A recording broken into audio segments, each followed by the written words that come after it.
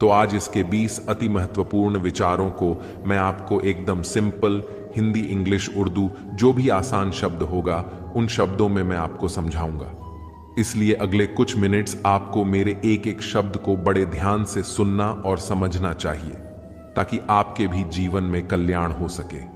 तो चलिए बिना समय गवाए बढ़ते हैं अपने इस पौराणिक इतिहास के उस सबसे बड़े ज्ञान के खजाने की ओर, जो इस दुनिया के ही नहीं बल्कि इस सृष्टि के सबसे बड़े मोटिवेशनल स्पीकर भगवान श्री कृष्ण जी द्वारा दिया गया है, और जिसको बड़ी आसानी से समझकर और अपने जीवन में फॉलो करके कोई भी इंसान वह सब बन सकता है जो वह चाहता है। चाहे सफलता पाना हो, चाहे खुशियां पाना हो, मन में शांति चाहिए, या चाहे मैनेजमेंट सीखना हो, या चाहे अपनी जिंदगी बेहतर बनानी हो। श्रीमद् भागवत गीता से ज्यादा महान कोई और दूसरा ग्रंथ हो ही नहीं सकता। इसलिए मैं आपको सिंपल वर्ड्स में इन 20 विचारों को अच्छी तरह से समझाऊंगा। तो यह विचार 20वें से शुरू होकर पहले पर खत्म होगी। तो चलिए शुरू करते हैं। 20वां उपदेश, आप किसी भी सिचुएशन में बिना कर्म किए और बिना उसका फल पाए नहीं रह सकते हैं। ऐसा हो ही नहीं सकता कि इंसान का शरीर 1 सेकंड के लिए भी बिना कर्म किए रह पाए। ऐसा हो ही नहीं सकता कि सृष्टि का कोई भी कण 1 सेकंड के लिए भी बिना किसी कर्म के रह सके। कर्म करना हमारे जीवन का हिस्सा है। अगर हम सोते भी हैं तो हमारा दिमाग नहीं सोता है। हम सांस लेते हैं, सपने देखते हैं। हमारे शरीर के हर अंग में करोड़ों की संख्या में सूक्ष्म कण हमारा काम करने में लगातार लगे रहते हैं। अपने कर्म करने से हम कभी भाग नहीं सकते हैं, और यह ईश्वर का भी कहना है कि हमें कभी भी अपने कर्म बंद करके नहीं रहना चाहिए। समझ नहीं आया? देखिए, हम ना तो किसी भी पल कोई काम किए बिना रह सकते हैं, और ना ही हमें कर्मों में बंध करके रहना चाहिए। आसान शब्दों में यह है कि हम जो भी करते हैं वो ये मान कर करें कि इसे करने वाला मैं नहीं, बल्कि इसे करने वाला तो ऊपर वाले ईश्वर भगवान है। मैं तो सिर्फ इस कर्म को पूरा करने वाला एक कारण मात्र हूं, कठपुतली की तरह। उसको करने के लिए इस काम को मैं नहीं कर रहा हूं, बल्कि यह काम मेरे द्वारा स्वतः हो रहा है, यानी मेरे द्वारा कराया जा रहा है। और जब हम इस तरह से सोचने लगेंगे तो हमें कभी भी कोई भी दुख नहीं होगा, हमें कभी अफसोस भी नहीं होगा, हमें कभी घमंड भी नहीं होगा। 19वां उपदेश, जीवन में कुछ भी अच्छा या बुरा बिना किसी कारण के नहीं होता। इसे कहानी से समझते हैं। यह कहानी है 2 ऐसे गांव की जहां की खुशहाली और समृद्धि हमेशा बनी रहती थी। इन गांव का नाम था नंदी और रोहद। ये शहर से सटे 2 ऐसे गांव थे जो सबसे ज्यादा धनी और अमीर थे, लेकिन इन दोनों गांव में कुछ विभिन्नताएं थीं। नंदी गांव के लोग भगवान को बहुत ज्यादा मानते थे, लेकिन रोहद गांव के ज्यादातर लोग नास्तिक थे, भगवान को नहीं मानते थे। नंदी गांव के लोग सच्चाई के राह पर चलते थे, लेकिन रोहद गांव के लोग लोभी और मतलबी थे। एक बार की बात है, दोनों गांव में महामारी आती है, जिसकी वजह से नंदी गांव की सीमाओं को सुरक्षा देने वाले सारे कुत्ते मर जाते हैं। वहीं रोहद गांव के कुछ ही कुत्ते मरते हैं। महामारी फैलते फैलते अन्य जानवरों तक पहुंचती है और नंदी गांव के सारे जानवर मर जाते हैं। वहीं रोहद गांव में इसका इतना ज्यादा प्रभाव नहीं पड़ता। कुछ समय बाद नंदी गांव में एक नई घटना घटित होती है कि जिस तालाब से नंदी गांव को पानी आता था, वो तालाब धीरे धीरे सूखने लग जाता है, जिसकी वजह से अब नंदी गांव के लोगों को पानी की बहुत दिक्कत आती है। तालाब सूखने से सारे हरे भरे खेतों में सूखा पड़ने लग जाता है, सारे पेड़ पौधे मुरझाने लग जाते हैं। तब नंदी गांव के लोग निर्णय करते हैं कि अब वे जाके रोहद गांव के लोगों से मदद मांगेंगे। परंतु रोहद गांव के लोग लोभी और लालची होते हैं। उनके पास सब कुछ होने के बावजूद भी वे नंदी गांव के लोगों की मदद नहीं करते। अब नंदी गांव के लोग हर जगह से फंस चुके होते हैं। उनके पास ना जानवर होते हैं, ना खेतों में हरियाली, और ना गांव को सुरक्षा देने वाले कुत्ते। तो वह अपनी किस्मत को कोसते हैं, भगवान से कहते हैं कि भगवान ने उनके साथ बहुत बुरा किया। तो वो सभी भगवान के सहारे गांव से हटके मंदिरों में रहना शुरू कर देते हैं। एक रात बहुत सारे चोर और डाकू नंदी गांव में प्रवेश करते हैं। तो जब वो लुटेरे गांव में प्रवेश कर रहे होते हैं, तो वो देखते हैं कि गांव की सीमा की सुरक्षा की कोई व्यवस्था ही नहीं है। यहां न कोई जानवर है, न गांव में हरियाली है, अर्थात इस गांव में कोई नहीं रहता। ये सोचकर लुटेरे आगे बढ़ जाते हैं। आगे बढ़कर जब वो रोहत गांव में पहुंचते हैं तो देखते हैं कि गांव के सुरक्षा कर्मी भी हैं, कुत्ते भी भौंकने लगते हैं। लुटेरे सारे कुत्ते और सुरक्षा कर्मियों को मार देते हैं और देखते हैं कि गांव में हरियाली है, जानवर है, इंसान है। तो सारे लुटेरे गांव में फैल जाते हैं।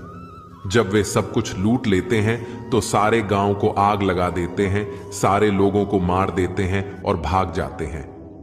अगली सुबह जब आसपास के गांव वालों को इसका पता चलता है कि रोहत गांव में अब कोई भी नहीं बचा, पूरा गांव शमशान बन चुका है, तो नंदी गांव में किसी को हानि तक नहीं पहुंची। तब नंदी गांव के लोगों को समझ आता है कि भगवान ने उनके लिए जो भी दिक्कतें और परेशानियां दी, उनमें उनका ही भला था, अर्थात जो होता है अच्छे के लिए ही होता है।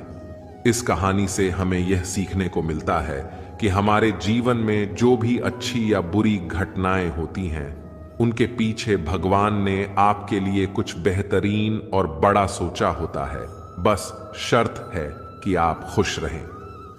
इस दुनिया में जो कुछ भी होता है, चाहे वह अच्छा हो रहा हो, उनके पीछे भगवान ने आपके लिए कुछ बेहतरीन और बड़ा सोचा होता है। बस शर्त है कि आप खुश रहें।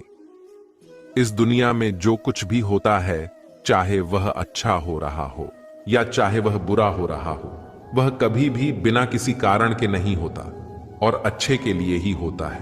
मित्रों, इससे पहले कि हम अगले 18वें उपदेश पर जाएं, अगर अभी तक आपने इस वीडियो से कुछ भी सीखा हो तो कमेंट में जय श्री राधे कृष्णा अवश्य लिख दीजिए और साथ ही इस वीडियो को लाइक करके चैनल को सब्सक्राइब कर लीजिए और बेल नोटिफिकेशन आइकॉन को ऑल पर बहुत ही आवश्यक है, लेकिन जब वो मकसद केवल और केवल खुद के लिए हो और आपको इससे कोई फर्क नहीं पड़ता है कि आपके डिजायर की वजह से सामने वाले का कितना नुकसान हो रहा है, तो फिर वो डिजायर बहुत दुख देने वाली बन जाती है, क्योंकि कभी ना कभी उसके गलत परिणामों का आपको सामना करना ही पड़ेगा।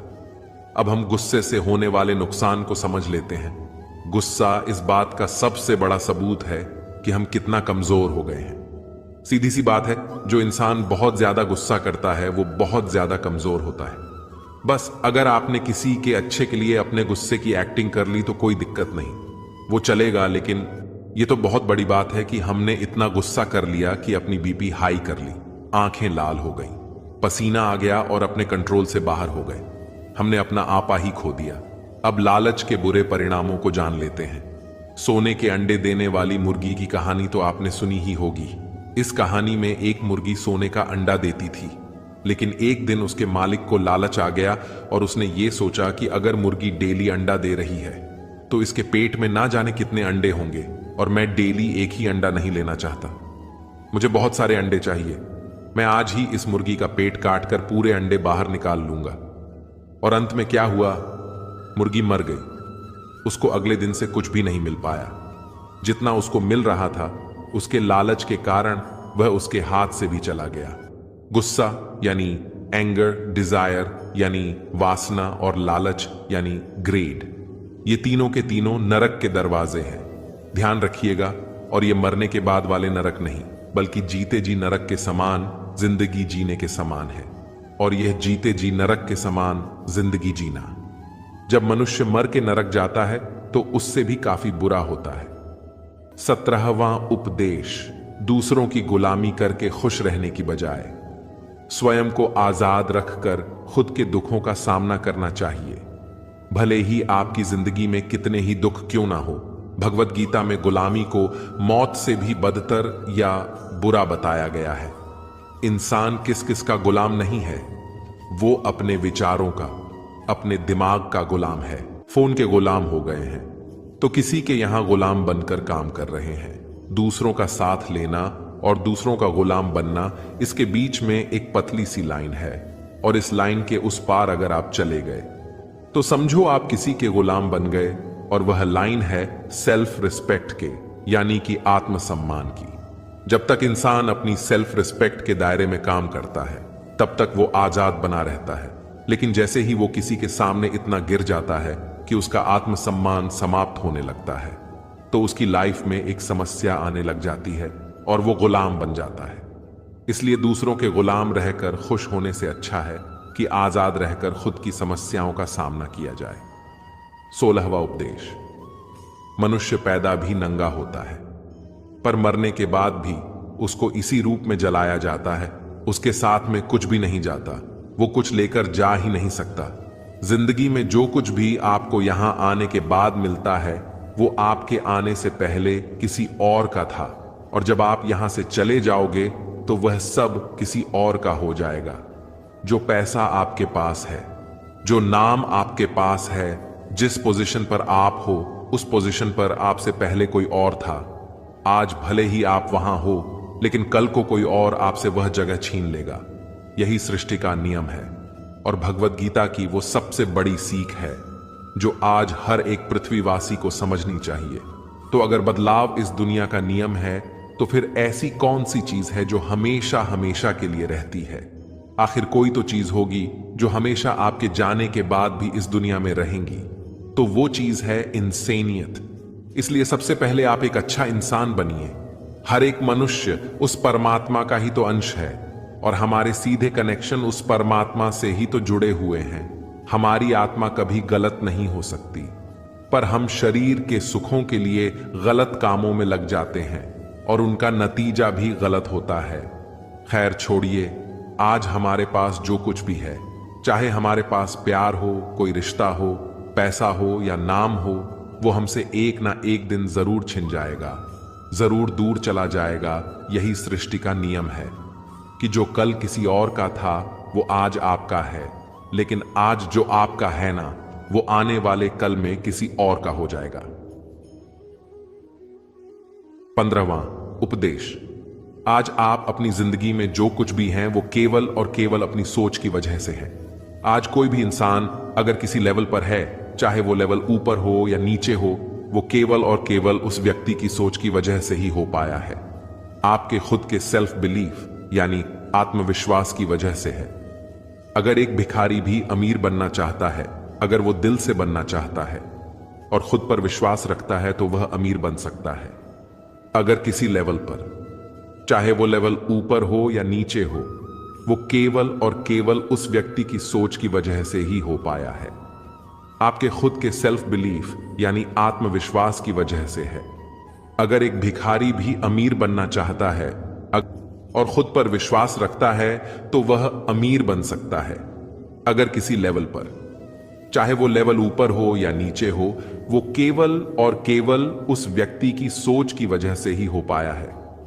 आपके खुद के सेल्फ बिलीफ यानी आत्मविश्वास की वजह से है।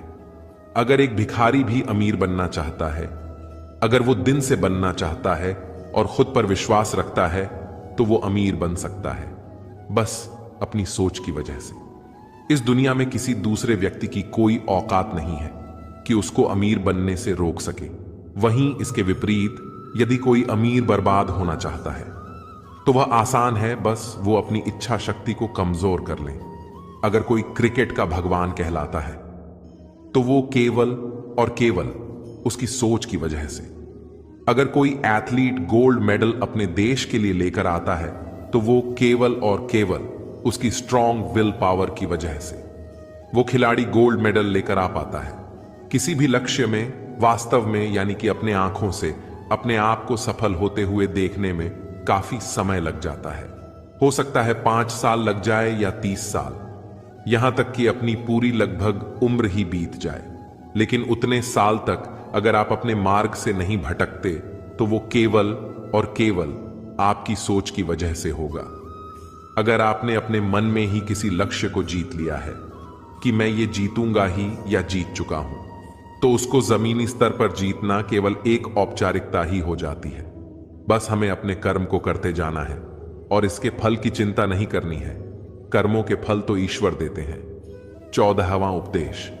चाहे कोई भी काम हो, वो अच्छा या बुरा, केवल और केवल एक ही कारण से होता है कि उसको करने के पीछे आपका इरादा क्या है, उस काम को आप क्यों करना चाहते हैं। चिंतन कीजिए, कहीं आप उस काम को आप इसलिए कर रहे हैं ताकि आपका कोई मतलब या स्वार्थ उससे पूरा हो सके, या आप उस काम को इसलिए कर रहे हैं ताकि किसी का भला हो सके। काम भले ही एक हो, लेकिन उसका परिणाम इस बात पर निर्भर करता है कि आपका उद्देश्य सही है या बुरा। महाभारत के युद्ध में लड़ाई तो पांडव भी लड़ रहे थे और उसी लड़ाई को कौरव भी कर रहे थे, पर दोनों के उद्देश्य बिल्कुल अलग अलग थे। एक तरफ पांडव धर्म के लिए युद्ध कर रहे थे, तो वहीं कौरव अधर्म के लिए कर रहे थे। दोनों एक ही मैदान में मौजूद थे और दोनों ही अपनी संपूर्ण शक्ति और कौशल से एक दूसरे से लड़े जा रहे थे। काम एक होने के बावजूद भी, मेहनत एक होने के बावजूद भी कौरव को हार मिली और पांडवों को जीत। इस हार और जीत का कारण केवल एक ही था, इरादा। एक का इरादा सत्य के लिए लड़ना था, तो दूसरे का गलत के लिए। 13वां उपदेश। इस दुनिया में सबसे शांत इंसान केवल वो है जिसके बुद्धि और आत्मा दोनों की सोच एक समान हो जाती है। जिनका दिमाग जिस पक्ष में हो और उसी पक्ष में उसका दिल भी काम कर रहा हो, तो वह इंसान हमेशा खुश रह सकता है। लेकिन हां, वो इंसान कभी खुश नहीं रह सकता जिसके विचारों में बहुत सारी कामनाएं होती हैं, और जब ये कामनाएं किसी कारणवश पूरी नहीं होती, तो उस व्यक्ति के मन के भीतर क्रोध पैदा हो जाता है कि मेरा यह काम तो नहीं हो पा रहा। अगर आप अपने आप को, अपने मन को स्वयं के नियंत्रण में रख लें, तो वो सभी कर सकते हैं जो आप करना चाहते हैं और जो वास्तव में सही है और आपके मन को संतुष्टि देता है। तो आप सदैव अपने मन को खुश रख पाएंगे। हमारा मन अगर अशांत रहता है, तो इसका सबसे बड़ा कारण है कि हम बहुत सारे इच्छाओं या कामनाओं के पूरे होने के शर्त पर अपनी खुशियों को बांध कर रख लेते हैं कि हमारी यह इच्छाएं और कामनाएं पूरी होंगी तभी तो मैं खुश हो पाऊंगा। अगर हमारे मन में यह सवाल आए कि खुशियां क्या हैं, तो इसका जवाब होना चाहिए कि खुशियां केवल हमारी मानसिक अवस्था होती है।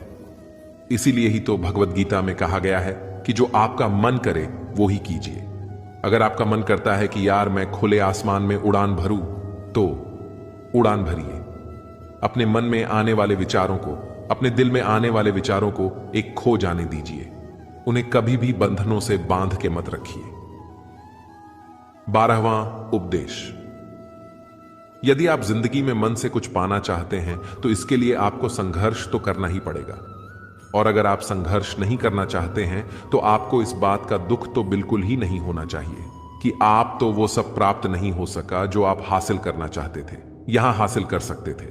आपको अपने साथ हुए परिणामों को स्वीकारना ही होगा। वहीं दूसरी ओर, अगर आपको अपने कर्मों का अच्छा परिणाम चाहिए या आपके लिए अपनी जिंदगी में कुछ हासिल करना बहुत आवश्यक है, तो फिर आप ये मत देखिए कि मेहनत करने का सही समय कौन सा होगा।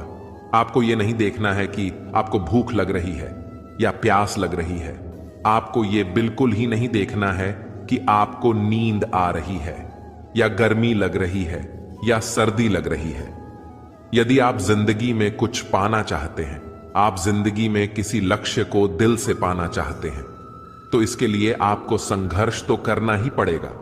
और अगर आपके अंदर संघर्ष करने की इच्छा नहीं है, तो फिर आपको जितना कम मिले या ना मिले, आपके साथ बुरा हो या आपके साथ गलत हो, या आपके साथ कोई पक्षपात हो रहा हो या अन्याय हो, आपके अंदर इतनी हिम्मत तो होनी ही चाहिए कि उन दुखों को सहन कर सके, क्योंकि ये तो आपकी लाइफ थी, आपकी मेहनत थी, आपके सपनों को पूरा करने की बात थी।